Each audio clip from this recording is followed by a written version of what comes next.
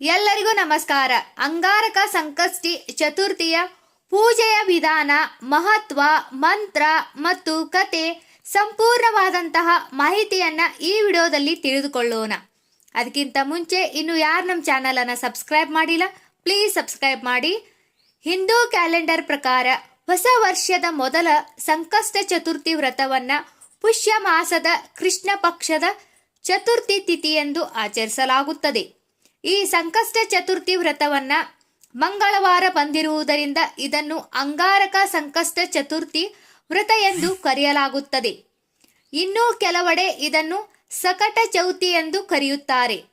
ಈ ದಿನದಂದು ಯಾರು ಉಪವಾಸ ಮಾಡುತ್ತಾರೋ ಮತ್ತು ಗಣೇಶನನ್ನ ಪೂಜಿಸುತ್ತಾರೋ ಅವರ ಎಲ್ಲಾ ತೊಂದರೆಗಳು ದೂರವಾಗುತ್ತವೆ.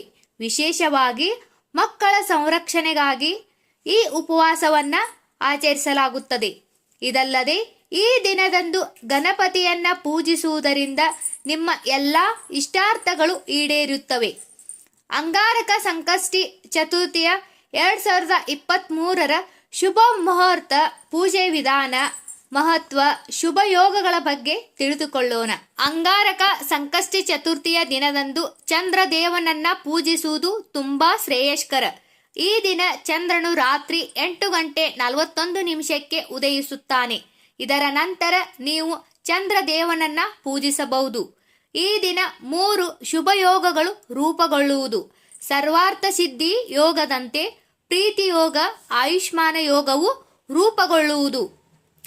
ಹಿಂದೂ ಧರ್ಮದಲ್ಲಿ ಅಂಗಾರಕ ಸಂಕಷ್ಟಿ ಚತುರ್ಥಿ ವ್ರತವು ವಿಶೇಷ ಪ್ರಾಮುಖ್ಯತೆಯನ್ನ ಹೊಂದಿದೆ ಮತ್ತು ಈ ದಿನವನ್ನು ಗಣೇಶನಿಗೆ ಸಮರ್ಪಿಸಲಾಗಿದೆ. ಈ ದಿನದಂದು ಮಹಿಳೆಯರು ತಮ್ಮ ಮಕ್ಕಳ ದೀರ್ಘಾಯುಷ್ಯ ಮತ್ತು ಉತ್ತಮ ಆರೋಗ್ಯಕ್ಕಾಗಿ ಉಪವಾಸ ವ್ರತವನ್ನ ಮಾಡುತ್ತಾರೆ. ಇದಲ್ಲದೆ ಮಕ್ಕಳಿಲ್ಲದ ದಂಪತಿಗಳು ಕೂಡ ಸಂತಾನ ಹೊಂದುವ ಆಸೆಯಿಂದ ಅಂಗಾರಕ ಸಂಕಷ್ಟಿ ಚತುರ್ಥಿ ವ್ರತದ ದಿನದಂದು ಉಪವಾಸ ಮಾಡುತ್ತಾರೆ. ಈ ಉಪವಾಸದಲ್ಲಿ ಗಣೇಶನ ಜೊತೆಗೆ ಶಿವ, ತಾಯಿ ಪಾರ್ವತಿ ಮತ್ತು ಚತುರ್ಥಿ ಮಾತೆಯನ್ನ ಪೂಜಿಸಲಾಗುತ್ತದೆ.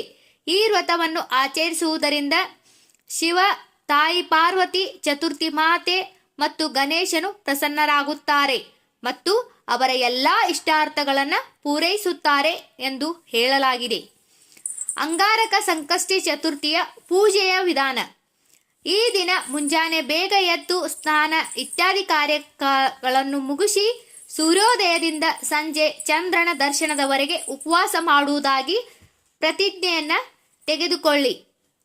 ಪೂಜೆಗೆ ಕೆಂಪು ಬಣ್ಣದ ಮೂರ್ತಿ ಅಥವಾ ಮಣ್ಣಿನ ಗಣೇಶನ ಮೂರ್ತಿಯನ್ನು ಕೂಡ ಬಳಸಬಹುದು. ಹಸುವಿನ ತುಪ್ಪವನ್ನು ಸಿಂಧೂರದೊಂದಿಗೆ ಬೆರೆಸಿ ದೀಪವನ್ನ ಬೆಳಗಿಸಬೇಕು. ಸುಗಂಧ ಧೂಪವನ್ನ ಬಳಸಲಾಗುತ್ತದೆ. ಚೆಂಡು ಹೂಗಳನ್ನು ನೀವು ಗಣೇಶನಿಗೆ ಅರ್ಪಿಸಬಹುದು. ಗಣೇಶನ ಮೂರ್ತಿಗೆ ಈ ದಿನ ಸಿಂಧೂರವನ್ನು ಅರ್ಪಿಸುವುದು ಮತ್ತೊಂದು ಉತ್ತಮ ಕೆಲಸ. ಮೋದಕ ಅಥವಾ ಬೆಲ್ಲವನ್ನ ಬಳಸಿ ಸಿಹಿ ತಿಂಡಿಯನ್ನು ಗಣೇಶನಿಗೆ ಅರ್ಪಿಸಬೇಕು. ಒಂದು ವೇಳೆ ನಿಮಗೆ ಇದನ್ನು ಮಾಡಲು ಸಾಧ್ಯವಾಗದಿದ್ದರೆ ಕಡಲೆಕಾಯಿಯೊಂದಿಗೆ ಬೆಲ್ಲವನ್ನ ಬೆರೆಸಿ ಗಣೇಶನಿಗೆ ಅರ್ಪಿಸಬಹುದು. ಹವಳದ ಮಾಲೆಯನ್ನು ಅಥವಾ ಇನ್ಯಾವುದೇ ಕೆಂಪು ಬಣ್ಣದ ಜಪಮಾಲೆಯನ್ನು ಹಿಡಿದು ಈ ಗಣೇಶನ ಮಂತ್ರವನ್ನು 108 ಬಾರಿ ಪಠಿಸಬೇಕು. ಓಂ ಚಂದ್ರಚೂಡ ಮನೆಹೇ ನಮಃ. ಕೆಂಪು ಬಣ್ಣದ ಬಟ್ಟೆಯನ್ನು ಧರಿಸಿ ದಿನದಂದು ಧ್ಯಾನ ಮಾಡುವುದು ಹೆಚ್ಚು ಪುಣ್ಯಕರವೆಂದು ನಂಬಲಾಗಿದೆ. ನೀವು ದಿನದಂದು ಬಡವರಿಗೆ ಆಹಾರ ಪದಾರ್ಥಗಳು, ಹಣ ಅಥವಾ ಬಟ್ಟೆಗಳನ್ನು ನೀಡಬಹುದು. 11 ಲಡ್ಡುಗಳನ್ನು ಗಣಪತಿಗೆ ನೈವೇದ್ಯ ಮಾಡಿ ನಂತರ ಸಂಜೆ ಮಕ್ಕಳಿಗೆ ನೀಡುವುದರಿಂದ ಜೀವನದಲ್ಲಿ ನೆಮ್ಮದಿ ಸಿಗುತ್ತದೆ. ಈ ದಿನ ಉಪವಾಸ ವ್ರತವನ್ನ ಆಚರಿಸುವವರು ಹಣ್ಣುಗಳು, ಸಾಬೂದಾನ್ ಮತ್ತು ಇತರ ವ್ರತ ಆಹಾರವನ್ನ ಸೇವಿಸಬಹುದು. ದಿನದಲ್ಲಿ ಉಪ್ಪನ್ನು ತೆಗೆದುಕೊಳ್ಳಬೇಡಿ, ಸಾಕಷ್ಟು ನೀರು ಕುಡಿಯಿರಿ. ದಿನದಂದು ಮಾಂಸಾಹಾರವನ್ನ ಸಂಪೂರ್ಣವಾಗಿ ತ್ಯಜಿಸಿ.